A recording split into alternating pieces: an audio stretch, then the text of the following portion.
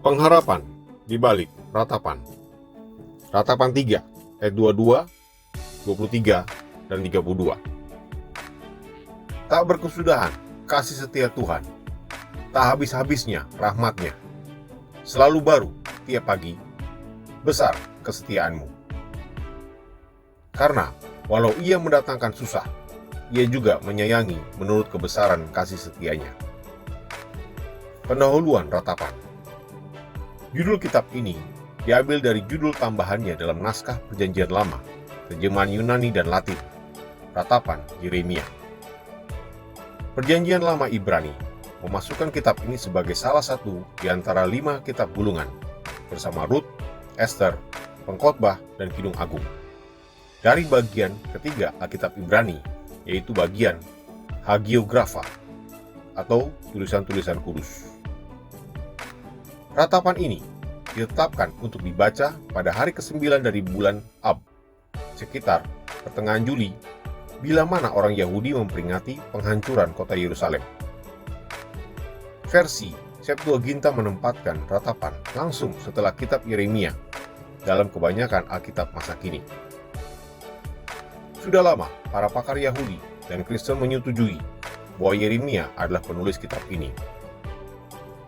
Yeremia sendiri berusia 50-an ketika kota itu jatuh. Ia mengalami sepenuhnya traumanya dan dipaksa ke Mesir pada tahun 585 sebelum Masehi, di mana dia wafat, mungkin sebagai orang syahid, dalam dasawarsa kemudian. Tujuan ratapan. Yeremia menulis serangkaian 5 ratapan untuk mengungkapkan kesedihan yang sangat dan penderitaan emosionalnya atas kerusakan Yerusalem yang tragis, termasuk 1. Keruntuhan yang memalukan dari kerajaan dan keturunan Daud. 2. Pembinasaan sama sekali dari tembok-tembok kota, bait suci, istana raja, dan kota pada umumnya. Dan 3. Pembuangan yang menyedihkan ke Babel dari kebanyakan orang yang tidak dibunuh.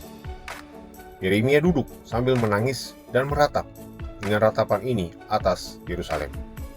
Bunyi sebuah superskripsi pada kitab ini dalam versi Septuaginta dan Vulgata Latin.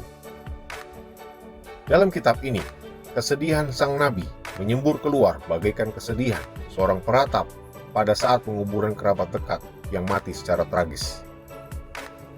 Semua ratapan ini mengakui bahwa tragedi tersebut merupakan hukuman Tuhan atas Yehuda karena pemberontakan berabad-abad para pemimpin dan penduduknya terhadap dia. Kini, hari perhitungan telah tiba dan hari itu amat dahsyat. Dalam ratapan, Yeremia bukan hanya mengakui bahwa Tuhan benar dan adil dalam segala jalannya, tetapi juga bahwa Dia itu murah hati dan berbelas kasihan kepada mereka yang berharap kepadanya. Jadi, kitab ratapan memungkinkan umat itu memiliki pengharapan di tengah-tengah keputusasaan mereka dan memandang lebih jauh dari hukuman pada saat itu kepada saat Tuhan akan memulihkan umat-Nya kelak. Kitab ini mengingatkan kepada kita bahwa di balik hukuman Tuhan akibat dosa-dosa, ada harapan untuk pemulihan bagi kita yang masih mau setia. Semoga Tuhan Yesus memberkati.